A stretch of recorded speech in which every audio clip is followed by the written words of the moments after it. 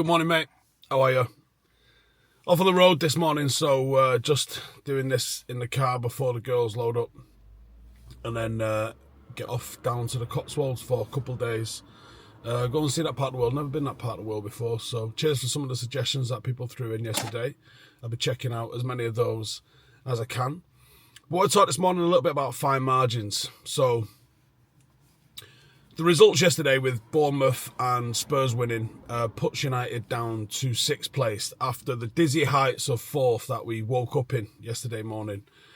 And for the first time this season, I was finding myself looking at the table and feeling things, watching things. Ooh, go on, no, don't win. That's a blow for us, you know.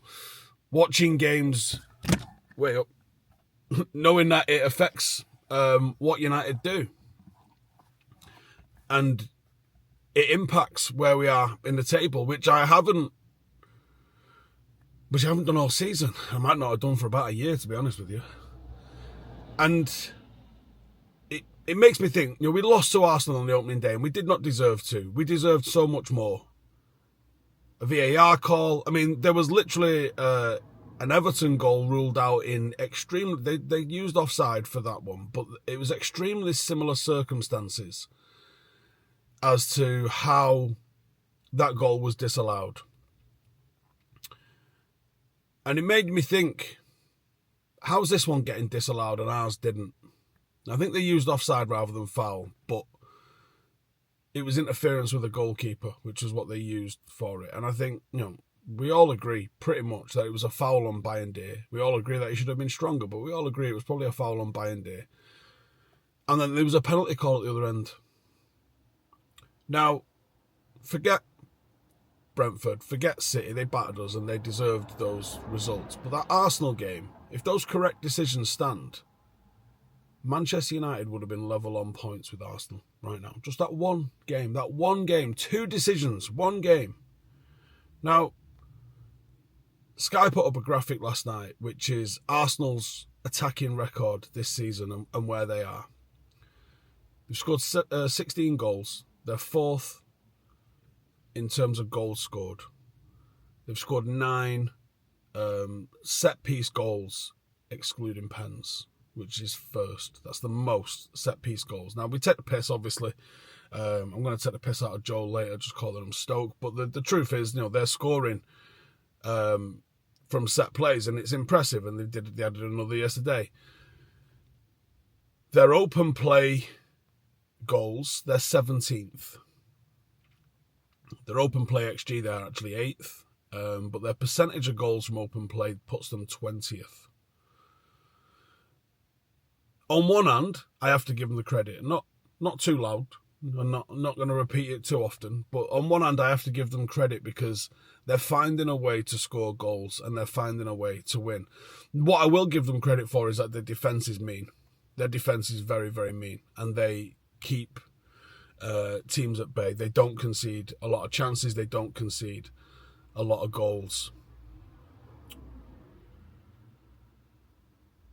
But it shows how close United are to being in a title race. The finest of margins. And it got me thinking. I think it's analogous to life. There's fine margins everywhere. Decisions everywhere. Good decisions and bad decisions. And sometimes you make the right call and sometimes you make the wrong call. And whether that's getting up early, whether you go to the gym, whether that's staying consistent when it's dull, when it's boring, telling yourself you've got to when you don't have to.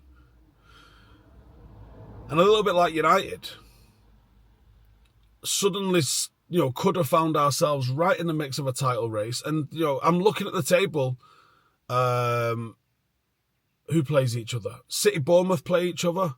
Draw there. We could overtake them, depending on the goal difference, if we beat Forest. We beat Forest. City, Bournemouth draw. Tottenham play... Oh, just Tottenham play.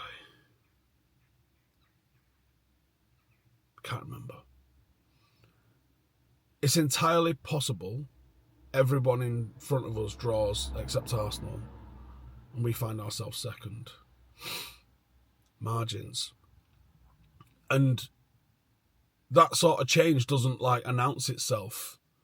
You just kind of do the work and grind, and then one day you find yourself in a title race. For me, it happens a lot. People will go, oh, the last 12 months when you lost a load of weight. And I have to correct people and go, I've been trying to do this for 4 years. It just became visible in 12 months. Nobody sees the graft. Nobody sees the work that you're putting in. But that doesn't mean don't put the work in. And that's why I say keep stacking the wins. Keep maintaining that sort of consistency, because those small improvements, they're done in the dark. Sometimes literally. You know, you have to just put this overwhelming body of work behind you, because those small margins, they start to add up. So yeah, Manchester United might not be in a title race yet, but if you look closely at what's going on, the margins aren't that big. They're not. They're right there for the taking. And I think that a little bit of patience on all of our fronts,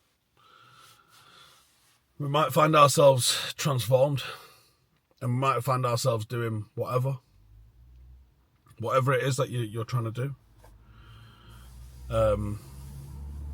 Obviously myself, I'm back in the injury list again. Did manage that 10k yesterday. It was a little bit tender towards the end of it, but every day, and like I have done for how long we've been, probably about 18 months or so. Like I said, I've been just trying to do little bits that turn the tide in the right direction for myself.